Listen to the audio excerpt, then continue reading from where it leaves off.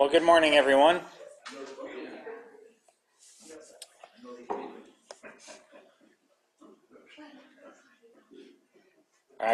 We're actually a little bit over this morning, but are there any updates, announcements, prayer requests? How's Kennedy? How's Kennedy? I heard that she was able to hold something down yesterday. Okay. And that was it. I don't know if she was able to hold it down, or if she held it. When I heard she had eaten something and was holding it down at the time. Okay. So for those that may not have heard, Kennedy is still in the hospital. They're still not 100% sure what's going on. They think it's some sort of infection, but virus or parasite. They're still trying to. I think this time, right now, from what the text made it sound like, they're just chasing symptoms at this point. Right. She was able to eat something and at least keep it down for a time yesterday, so that's good. She is at home now. Oh, she is at home. Okay. So, just getting back to some of that normality sometimes of eating food as opposed to,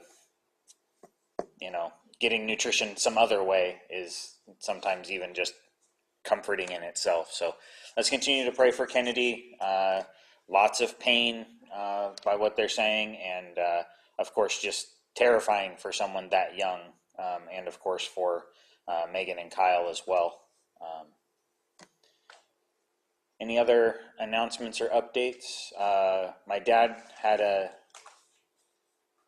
test done, and everything's heart function. They put like a thing on his chest for a week, and they finally got the results back from his doctor. It took like 3 weeks, but of course, 24 hours a day for 7 days, that's a lot of stuff to go through. But heart function was basically normal, well within function, and no stoppages, which is what they were most concerned about. So he did also have an echocardiogram this last week to check on the valve repair that they did while they did the bypasses, and at least based on the technician, they said everything looks good, and they said you won't hear from your cardiologist unless he disagrees with me. So he doesn't have a follow-up until October at this point. So everything seems to be progressing well. So again, thank you for your prayers, and He can sort of go about a normal life. he's still supposed to be restricted to lifting about 25 pounds, and I'm gonna stress the word "supposed to be." As far as he's concerned, he's back to normal. But no, he has not fully been released by his doctor. He's still technically supposed to be what we would generally consider in the workplace light duty. He's full range of things. he can have full range of motion. He's just supposed to still be careful about lifting and pulling, especially. It's been long enough that the bone should have healed, but of course his muscle. Yeah, I mean, they mess with everything, and it takes a lot of time for that to really get back. And if he's not careful, he will hurt himself. But unfortunately, with my dad, that might be what it takes.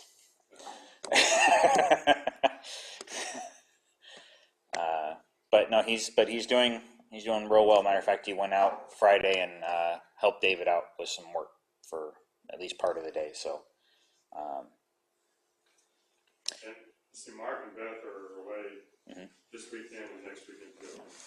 Yeah, Mark and Beth. He went to retrieve her, and then I know he was also talking about going over to Fairfield to visit his mom for a bit. And so yeah, Mark and Beth are away. They're on a cruise. Okay, so he already did retrieve her. Now they're on different. Okay, all right. So just for a follow-up, I will be doing class this coming Wednesday, but then Mark will be taking over. He's not 100% sure if the week after the week that we're gone at camp on Wednesday night, if he's going to start his new class or just do a video, but he'll be doing a class for a few weeks starting not this coming Wednesday, but the one after. Cheryl's sister's coming and brother. Are you? Oh, so obviously Artie's doing okay. Yeah, she's Good. gonna be down for a visit. Good. So maybe Wednesday night we'll show up. Okay, well, good. Good. Glad to hear she's doing okay after her heart attack. So that's good. All right. Well, let's go ahead and begin with a word of prayer. Our great and heavenly Father in heaven, we come before your throne at this time, Lord. We are mindful of so many who still need your care, especially for Kennedy and for Bubba and so many others who are on our prayer list dealing with health issues. We thank you for answered prayers and recoveries. We thank you for your power to affect change in this world and your willingness to listen to our cares and concerns. We ask, Lord, that you'll continue to be with us this morning as we continue our study of our salvation and our connection to you and to your church in that salvation. And we thank you, Father, for your plans and for your abilities and effectiveness at working that plan, that we can now have this salvation, that we can be redeemed, we can be forgiven. We thank you, Father, for all of this in your Son's name. Amen. All right, so I mentioned last week we were going to talk about, we talked last week about reconciliation and how that's more on the interpersonal. That's more about rectifying a damaged relationship. There are some other terms used in the New Testament in regards to our salvation, and one of them is more transactional, and that is the idea of redemption. And we talked just briefly, I kind of introduced it, but this is a commercial word. That is, it is a word of the marketplace. In fact, specifically, it deals with the idea of ownership, and it's very possible, even likely, that in its use in the New Testament, this term was intentionally used in order to bring a person's mind to the slave trade. What was that term again? It is redemption, or to buy back.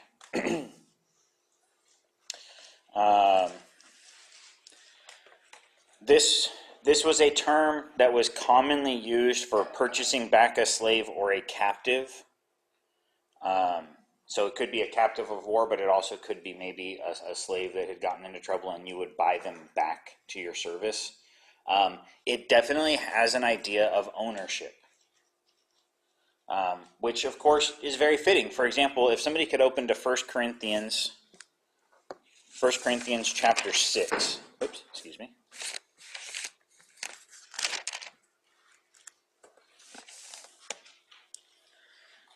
1 Corinthians 6, and if somebody could read verses 19 and 20, please. Or do you not know that your body is a temple of the Holy Spirit who is in you, whom you have from God, and that you are not your own? For you have been bought with a price, therefore glorify God in your body. We were bought with a price. We do not belong to ourselves. That's Paul's emphasis in this passage, and specifically, his emphasis is that since we don't have complete ownership of ourselves, we don't get to decide entirely what even happens in our bodies. That is, we cannot just do whatever we want, is his emphasis here. And so, again, this is used in a lot of other passages, but this one is, very direct. You were bought with a price. And this is roughly the same root word that we see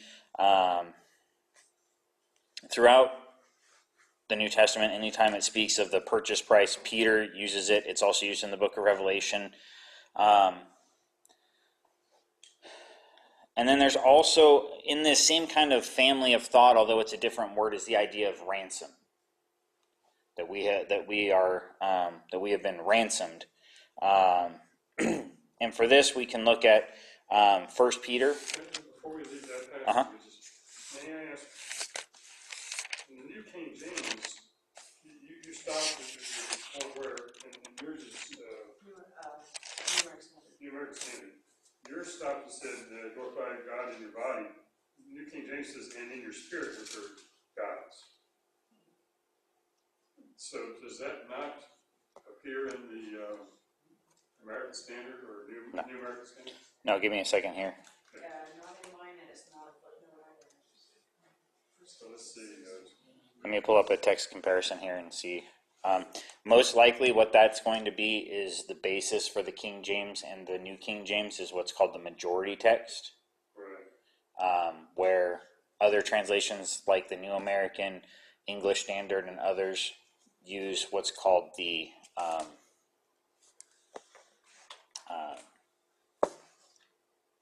lost it too. a different basis. They weight older. So the majority text says we have 50,000 copies of this in everything from Latin to Greek. And if in 50,000, if 25,001 contain a phrase, it goes in because the majority of the text that they have. The problem with that, of course, is the Bible wasn't written in Latin, right? All Latin texts are copies. Again, I'm not trying to knock the New King or the King James, but again, the newer a copy, the more likelihood for there to be things added or subtracted. And so other texts like the King or the New American Standard, the English Standard, and others use a weighted version where if we can date a copy of a text to an older time period, that copy gets more preference. And so it could be that added phrase just doesn't appear in the older manuscripts. So there is a little note that says, let's see if I can find it again. In you omits the rest of verse 20. Mm-hmm. NU is the Nestle Aland. So there's two major versions of the Greek New Testament. There is the Nestle Aland, named after the original two men who compiled it and broke it down. And then there's what's called the UBS version 4. I think we're on version 4 now. And that's United Bible Society. The texts themselves are almost identical. The major differences are in things like punctuation and some small grammatical changes and shifts, but otherwise the actual text itself is nearly identical in those two ones. And so it's just up to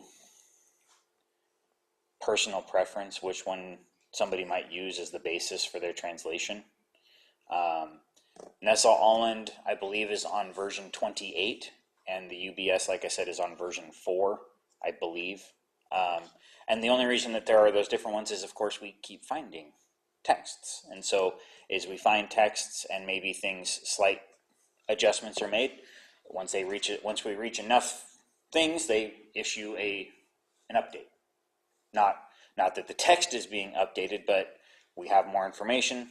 And again, the idea of those Greek texts is they are specifically scholarly works used as the backbone for doing things like Bible translation. And so they want them to be as accurate as we think we can get within reason.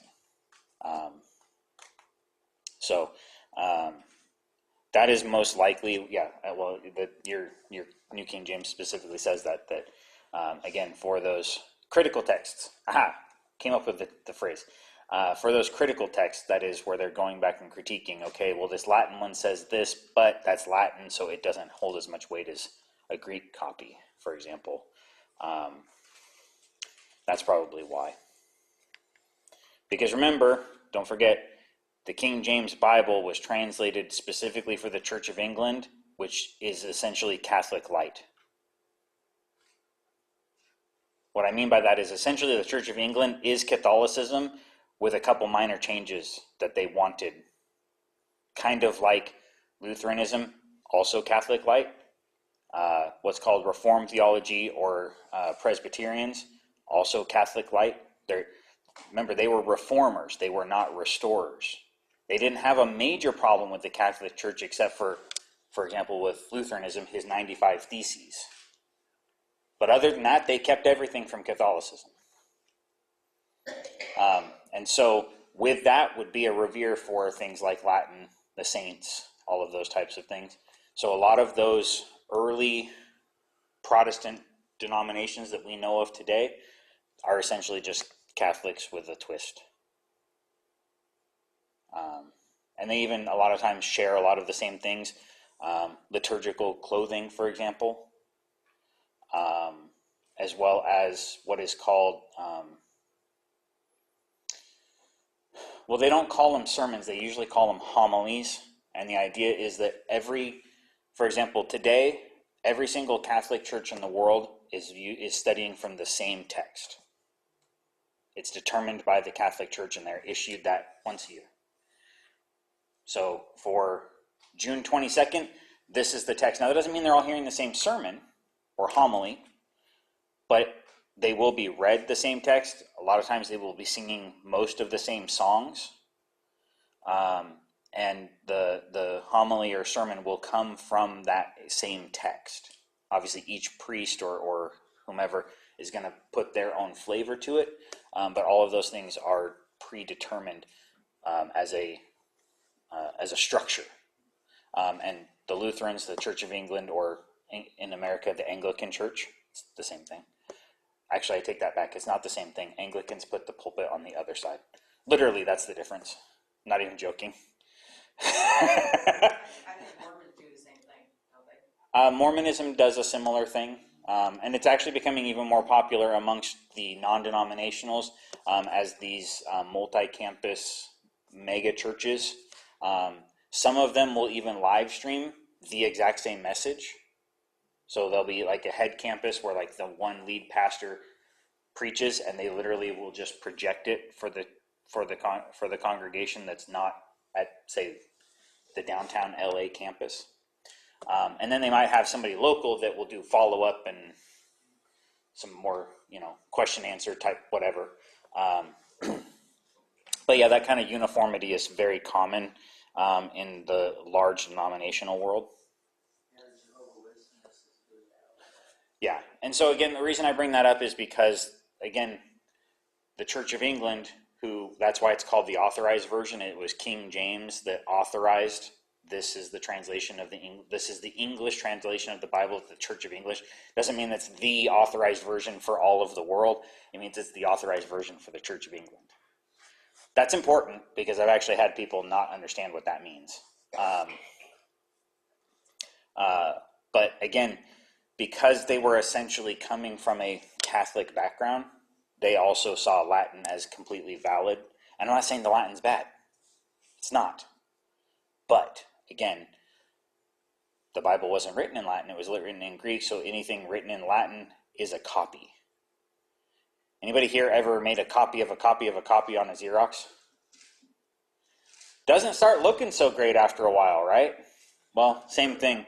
As generally diligent and very willing to be accurate, we also know that denominationalism, we also know that false teaching began in the first century. Right? There were breakaway groups even in Paul's day. There were false teachers even during the time of the apostles. And so again, the longer time, the more time for somebody who's maybe got a little bit of a twist. Again, I'm not saying that adding the Spirit, which is also belonging to God, yeah, I agree with that statement. That's fine. But it may not have actually been what Paul actually said, because it doesn't appear in some of the earlier texts. That being said, early texts were all copies as well. We don't have what are called the autographs, which is the actual one that bears Paul's signature, for example. That's all that means. We now take that term to mean something else, but autograph originally just meant the one that was actually penned by your hand. But we also know that, because it's mentioned, by the way, Peter in 2 Peter mentions the copying and distribution of New Testament works in his day, that they were already sharing these letters from congregation to congregation, and he actually makes reference to Paul's writings, and he says, and you know all of Paul's writings, meaning they were already cross-sharing these between congregations, even in the first century. And so again, they were copying them almost from the word go. Paul also makes reference, for example, in the book, I believe it's Galatians, if I remember right, to sending the letter to the Laodiceans and getting their letter to read in their to the Galatians. And remember, Galatia is a region, so obviously the letter had to be copied just to distribute it. Much in the same way that we might say the churches of Oregon. Well, we can't really share one letter between here and Portland, right? Well, it took time. Well, but if we want to make reference to it again, it's better to have a copy. Well, also, one of the reasons the older copies should be more weighted is because the profession of being a scribe got looser and looser as the centuries went on. Back in the day, it was a lifelong learning, and it was they were very, very critical of their work. And as the centuries went on, it got less and less important, I guess, they got looser with the rules. But then also the King James Version was printed prior to our finding of the Dead Sea Scrolls, which only happened like in the early 1900s? 1940s. 1940s. So 50s. they Somewhere didn't have those very well preserved copies of ancient scripts like we do now, and so we can look back at those and say, okay, well, this didn't have it. So when it was written later on, this was probably just somebody's I'll say in my Bible, I have little notes in the margin. It was probably a note in the margin that accidentally got copied into the next version. For those who couldn't hear Linda, in the ancient world, especially first century and probably for the first couple hundred years of Christianity, the idea of being a scribe, the job of being a scribe was something that was a lifelong endeavor and was taken extremely seriously. But of course, as time goes on, you have to hire more people because there's more scribes to be, right? And it's the same thing. Sometimes people started making mistakes. But for example, it was not uncommon. So if you look at your biblical page, of course, they were generally writing on scrolls. They weren't writing in leaflet pages like what we experienced. That didn't happen until about the mid-2nd century, so about 150 is when books, as we know them, really kind of came into their own. But just as an example, it was common practice in ancient scribal things. So just think about how many words are on just one opening of our Bible page, right? Well, he gets down right here and realizes he makes a mistake. Ancient tradition dictated, throw away that sheet of paper, start all the way over. You're done. Later, they maybe crossed it out and continued on. So, it is what it is. That being said, there are no doctrinal changes in any of these passages in our Bibles. Not a single one of them that is questioned, so to speak. Not a single one of them affects doctrine in any way. That is, not a single one of them says anything that is not said in at least one or two other places in the New Testament. And so again, the doctrine is established in other places as well, regardless of whether that section, that phrase, is taken out of our Bibles or not.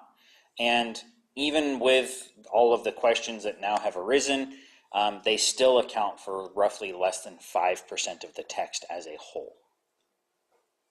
So even when we find these little things where, well, that's weird, yours has a phrase that mine doesn't, you're talking about 5% of the text at most. The rest of it is almost 100% agreed upon. So again, I don't bring this up to make us ever doubt the validity of the New Testament or the Old Testament for that matter. It's just, again, we're always finding new things and we're, making adjustments, so to speak. Bill has a comment. Tear it up and done ruined equals kind of like computer password. Not sure what you mean by that, Bill. But yeah, they would classically just burn the page. And it wasn't even just torn up; they would burn it. It was gone.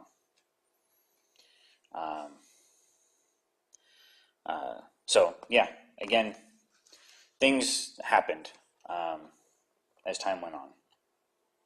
And again, using just as an example, the Church of England. Remember, he would have had to convince some priests to change from being Catholic priests to now being what we would call Anglican priests, which meant that he was able to make them change their views. And So. then they fight and had basically a war. Yeah, absolutely they did. But I'm just pointing out that people have changed views and allegiances, and false teaching has existed since the beginning of Christianity. So I'm not accusing, I'm just saying people have shifted their viewpoints on things, right, wrong, or other, for literally thousands of years. And some of that creeps in. Even some of our English texts, and I've pointed this out, where sometimes I question the choice of words in translation.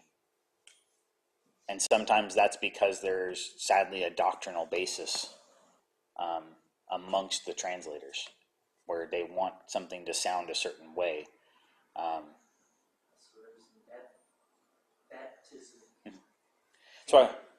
That's why we have the word baptism instead of an actual translation of the word.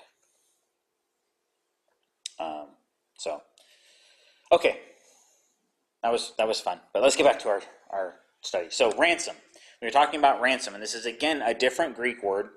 And where redeem and the buying back and the purchasing were maybe a more common day transactional, ransom was used almost exclusively about, for example, prisoner exchanges, or say if you were a merchant and a pirate attacked your boat, you would have to ransom your boat and your crew back, hopefully. Or other, whatever. And so, again, this is another term that's used. Now, it is important that we understand something. These words are used to exemplify, to help us kind of understand that a transaction has taken place. They do not explain the mechanics of said transaction. Okay? This is important, especially with the term ransom, because there is an entire false doctrine built around what's called the ransom theory, that God has to somehow pay ransom to the devil for our souls. Nope. The idea is God doesn't necessarily pay the ransom. The idea is he's using that as a way of showing us that there had to be something done. Okay? He's not trying to, and we got to be careful. We cannot push biblical metaphor beyond what it's intended. And the emphasis in the New Testament, whether we're talking about these words for purchase or redemption or ransom, over every single time in our New Testament, the emphasis is upon what God did. It's upon the forgiveness, not upon the transaction. It's about being released from sin. It's about there having to be some sort of mechanism to release us from sin, but that's as far as the New Testament ever goes. Okay? How God decided, and again, I would reference Romans chapter 6, where Paul says that he had to be just and the justifier. God worked out a mechanism within his own sovereignty that did not violate his righteousness, did not violate his justice, but did validate his mercy, grace, and forgiveness. That's the emphasis of the New Testament. So whether we're talking about this idea of redemption, whether we're talking about ransom, or even just a general idea of purchase, like this 1 Corinthians passage that we just looked at, we should not think again that spiritual monies actually had to change hands. He is simply using something that we understand in this life, because of course we do transactions almost on a daily basis, right? And they would have done transactions on a daily basis in the first century because they didn't have refrigerators. You weren't buying meat at Costco and sticking it in the freezer. You were going to the market every day. That's why, for example, in the model prayer, Jesus talks about, give us this day our daily bread. If you don't have any way of even climate controlling your house, how long is something like bread even going to last? Not very long. And remember, they also didn't have things like antibacterial soap or hand sanitizer or anything like that. And so again, the baker hands it to you. It's got his germs on it. You take it. It now has your germs on it. They're going to grow. And so, yeah, this idea of these transactional words, it's something that they did on a daily basis. You had to go buy your food for the day, maybe a couple days, only if you were well off also financially, because remember, they didn't have savings accounts really either. They got paid daily, yeah. Your average laborers were paid every single day at the end of the day. So again, the idea for these are things that we're familiar with as a way of us wrapping our head around it. Because especially when you consider, for example, Paul's writings, and remember, Paul was the apostle of the Gentiles, right? He was writing to people that largely came from a background of not Judaism. And so these ideas of God's forgiving, God's being gracious, God's being merciful and benevolent and loving, totally foreign ideas.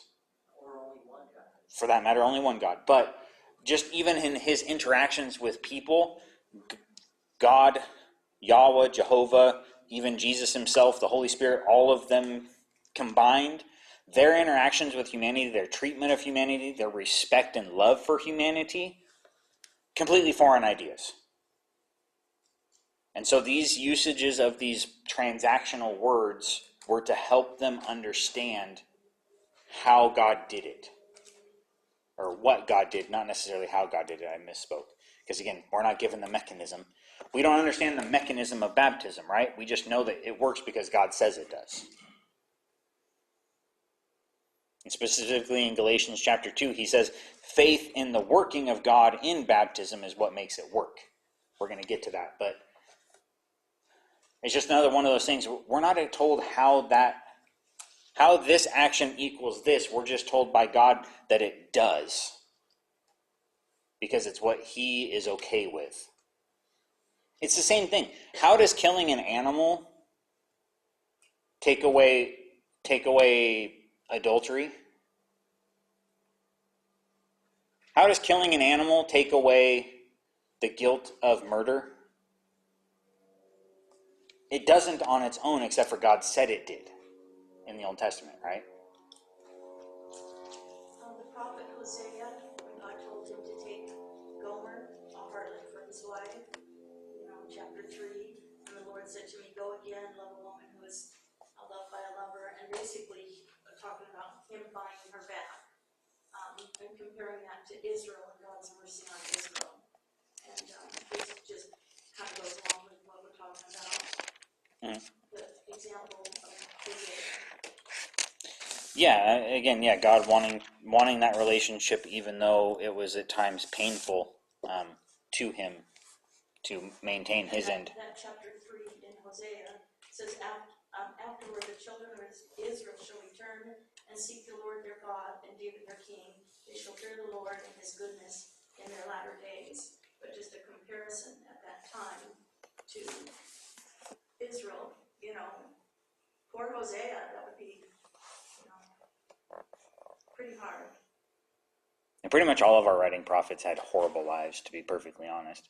Uh, but yeah, I mean, it was a difficult thing for him, especially because throughout the book of Hosea, it becomes more and more clear that Hosea seemed to genuinely have affection for Gomer, but there seems to be some doubt cast upon whether their children were actually his or not. Basically, he had no way of knowing whether they were actually his children or if they came from her infidelity. But yeah, again, God's willingness to come back, and of course, the Israelites were supposed to understand that because of things like the Book of Genesis and God's willingness there to forgive and carry on. But especially for, again, the Gentiles in the first century, second century, this is an entirely different idea. Honestly, even today, what we often refer to as world religions, that is, things that are outside the scope of Christianity in any way, shape, or form, right? We talk about Christianity, we talk about denominationalism, and that's obviously, its own thing. But then when we talk world religions, we're talking about things that don't share anything in common at all with Christianity. So this would include things like Hinduism, Taoism,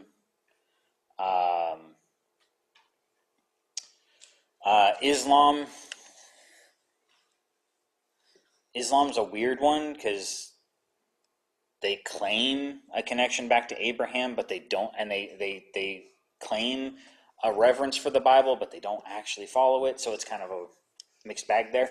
But they're generally considered a world religion. Again, their basis is not anything connected to, for example, New Testament text. Not a single one of those, quote, world religions offers anything even fundamentally close to the forgiveness that God offers in the Bible, and especially in the New Testament. In fact, in things like Islam, there is no such thing as forgiveness. It's about just doing more good than bad. You aren't forgiven. You just have to outdo your bad. So again, even today, the idea of this type of forgiveness, totally foreign from a human mentality standpoint. And it's where we kind of get this idea, so many people today, oh, I'm a good person. We've adopted this idea in our minds without even realizing it at a certain level, that if I just do more good things than bad things, I'm okay. And that's not how God describes it functioning. This is where there has to be some sort of transaction, and God dictates what that transaction is. And interesting that Jesus didn't even consider himself good, because he referred to only God, Father. Yeah, when people come to him and they say good teacher, he says God alone is good. Now, he's not denying his own goodness there. He's saying, you don't know who I am. You shouldn't call me good. I want to be clear about that. Jesus is not denying. He was God. He was good. He never sinned. Okay? Remember, good in the Bible always makes reference to morality. It is not about value. We use good as a value, right? Oh, that was some good food we had. Maybe it was better than what we've had previously, or right? But good in the New Testament exclusively refers to the idea of morally good. And so, again, what he's saying there, you don't really know me. You shouldn't assume that because I wear the label of rabbi or label of teacher that I am morally okay. It's kind of a veiled thing that there's some people out here calling themselves rabbis that you should not listen to, is what Jesus is saying. And you shouldn't assume just because you've heard some things about me and I'm teaching things that you know my morality. So let's look at 1 Peter.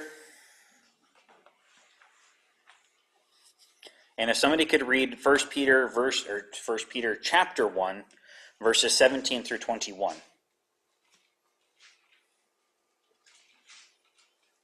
Since you call on the Father, who judges each person's work impartially, live out your time as foreigners here in reverent fear. For you know that it is not with perishable things such as silver or gold, that you were redeemed from the empty way of life handed down to you from your ancestors, but with the precious blood of Christ, a lamb without blemish or defect. He was chosen before the creation of the world, but was revealed in these last times for your sake. Through him you believe in God, who raised him from the dead and glorified him. And so your faith and hope are in God. Thank you. So there in verse 18, most of the English translations have the word redeemed. That's actually the word ransom. The Greek word there is the one that would be more normally translated in English as ransom. And my Bible has that footnote. Yours may or may not. But it's the same idea. It's a statement of fact. And that's the idea of all of these in the New Testament, whether we're talking of these transactional things. It's talking about the fact that the transaction happens. He's saying we have to conduct ourselves properly because we know for a fact that a transaction happened, and the transaction was not based on anything we could offer God, but it was on something that only Christ could offer, that is his own blood, right? You can't buy your way into heaven, right? Bill Gates' money's nothing when he stands before God, right? We weren't purchased with perishable things, silver, gold, whatever. I love how he says it, your feudal way of life inherited from your forefathers. Everything. I just can't help but think of vanity, everything is vanity. Right? Ecclesiastes, over and over again, right? We work, we strive, we try to do all of this for what? As Solomon puts it, we do it all to leave it to somebody else who might ruin it. Or it might just cease existing when we do. We just have no way of knowing. And that's what he's driving at, is that type of thing is the futility, not life itself, and certainly not the pursuit of God. But he's saying, nothing that you can do in this life, it doesn't matter how famous, how rich, how much land, whatever you can acquire, none of that's going to matter when it comes to your sin. The only thing that matters is this transaction between yourself and God, where he redeems us, where he ransoms us, where he forgives us. And again, I want to emphasize that this is always just a statement of fact. It's not talking about how the mechanism works. It's just saying this happened because God said this is how it happens.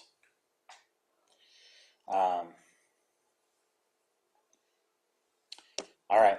So we are out of our time for this morning. So next week, Lord willing, we will talk about justification. Another one of these terms, this one coming from a legal standpoint, as in courts of law standpoint. 2 weeks later. 2 weeks ago, or 2 weeks away. Yes, correct. I forget where we're going. I have a lot of things. The next 5 days are going to be fun.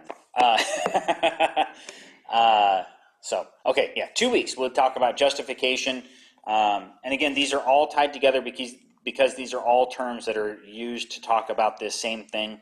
And then lastly, whether it's in 2 weeks or later, we'll also talk about the idea of victory, a similar term, but that one coming from the idea of warfare.